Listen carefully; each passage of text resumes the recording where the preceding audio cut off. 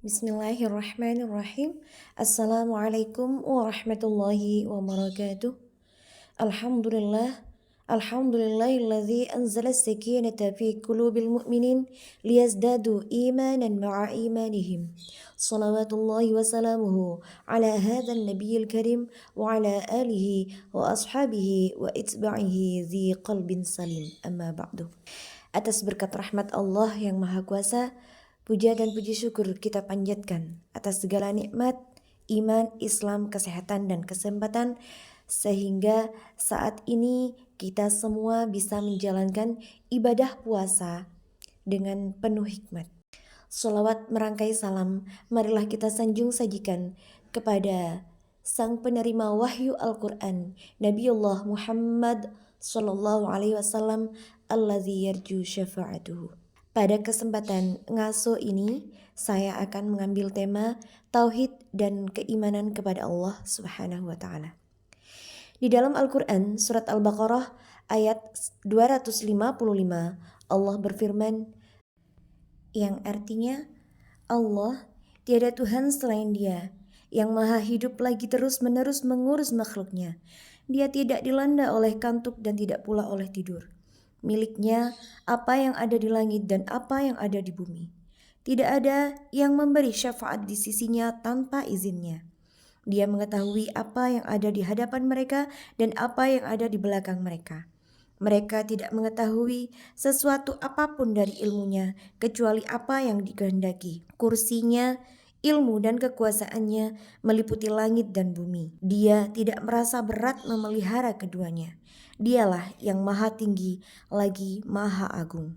Al-Quran Surat Al-Baqarah ayat 255. Ayat Al-Quran ini sering disebut dengan ayat kursi, ayat-ayat singgasana, ayat yang memiliki keutamaan khusus, sehingga dalam sebuah hadis Rasulullah Shallallahu Alaihi Wasallam pernah bersabda, yang artinya, bila engkau akan beranjak ke tempat tidurmu, maka bacalah ayat kursi.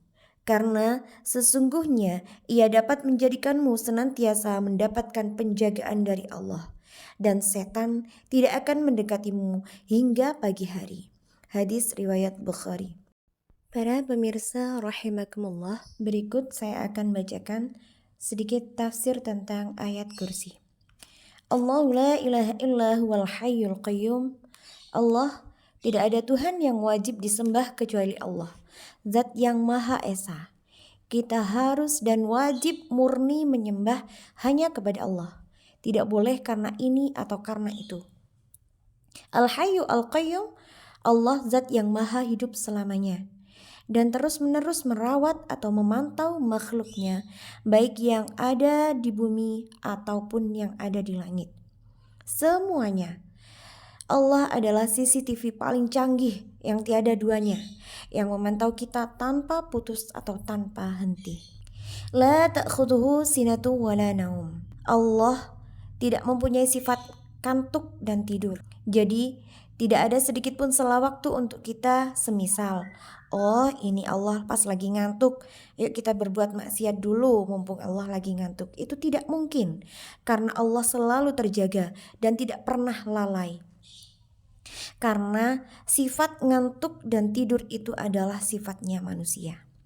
Jadi kita setiap jam, setiap menit, setiap detik, dan setiap helaan nafas kita, serta setiap detak jantung kita tidak pernah lepas dari pantauan Allah Subhanahu wa Ta'ala. Lahu ma fis samawati wa ma fil ard. Miliknya lah apa yang ada di langit dan apa yang ada di bumi.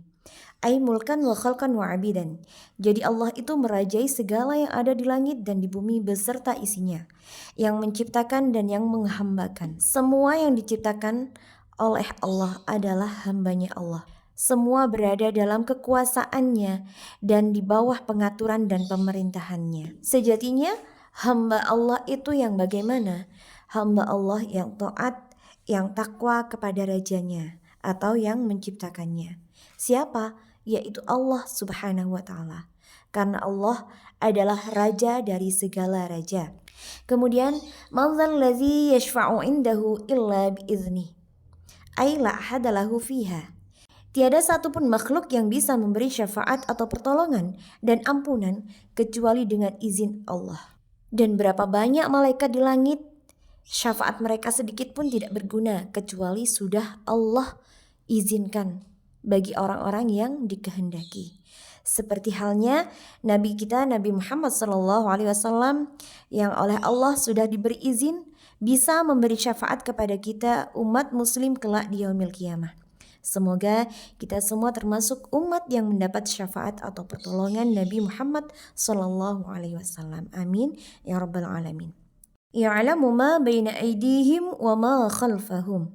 Allah mengetahui apa yang ada di hadapan mereka dan di belakang mereka. Jadi Allah Maha Tahu atas segala urusan makhluknya, baik perkara dunia maupun perkara akhirat, baik yang zahir maupun yang batin. Pengetahuan Allah meliputi semua yang ada, baik masa lalu, masa sekarang maupun masa depan. Dan segala sesuatu yang kita tidak pernah tahu, Allah lagi Maha Tahu. Wala yuhituna bi syai'in min 'ilmihi illa bima syaa', dan mereka tidak mengetahui apa dari ilmu Allah melainkan apa yang dikehendakinya. Yakni tidak ada seorang pun yang mengetahui sesuatu dari ilmu Allah kecuali sebatas apa yang Allah beritahukan kepadanya dan apa yang diperlihatkan kepadanya. Makna ayat ini dapat ditafsirkan bahwa makna yang dimaksud adalah mereka tidak dapat mengetahui sesuatu pun mengenai pengetahuan zat dan sifat-sifat Allah, melainkan hanya sebatas apa yang diperlihatkan oleh Allah kepada makhluknya. Jadi, apabila ada makhluk atau manusia yang tahu atau ilmunya melebihi ilmu dari manusia pada umumnya, seperti bisa melihat apa yang tidak bisa kita lihat, itu semua tentunya atas izin atau atas kehendak Allah Subhanahu wa Ta'ala. Ada banyak sekali ilmu Allah yang wajib kita pelajari, yang salah satunya diturunkan lewat malaikat Jibril, yakni berupa Al-Quran. Jadi ilmu Allah ini disampaikan oleh malaikat Jibril kepada para nabi dan para rasul, kemudian disampaikan lagi kepada para sahabat, para ulama dan ustadz-ustadz yang sekarang ini, yang kemudian disampaikan kepada kita semua.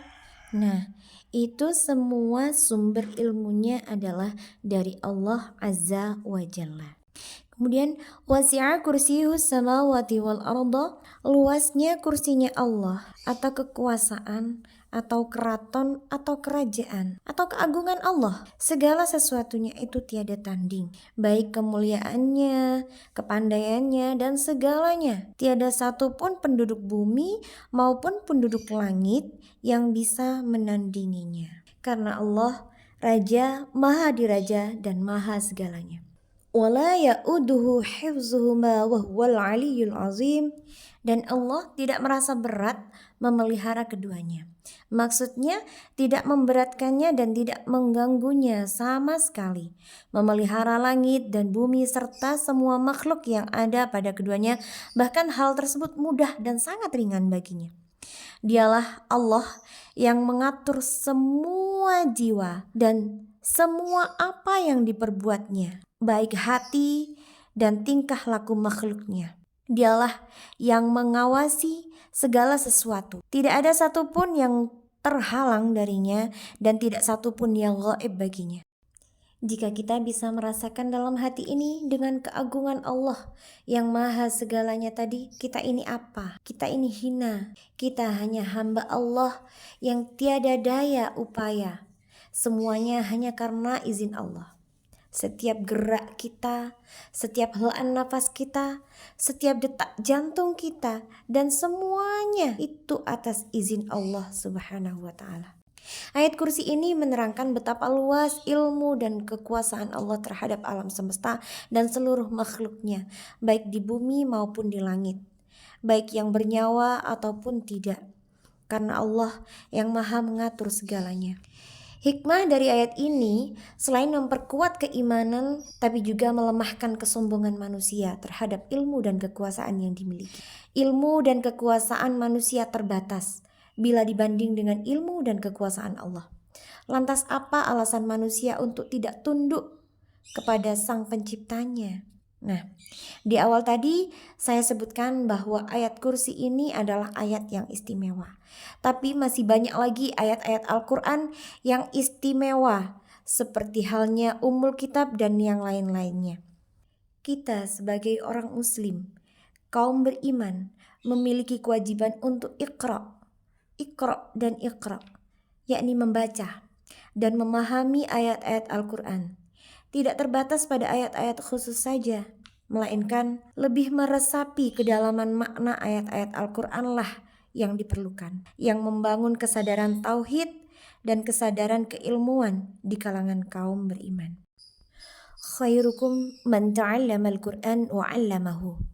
Semoga kita semua menjadi orang-orang yang mempelajari Al-Quran dan bisa mengamalkannya. Mungkin cukup sekian yang bisa saya sampaikan.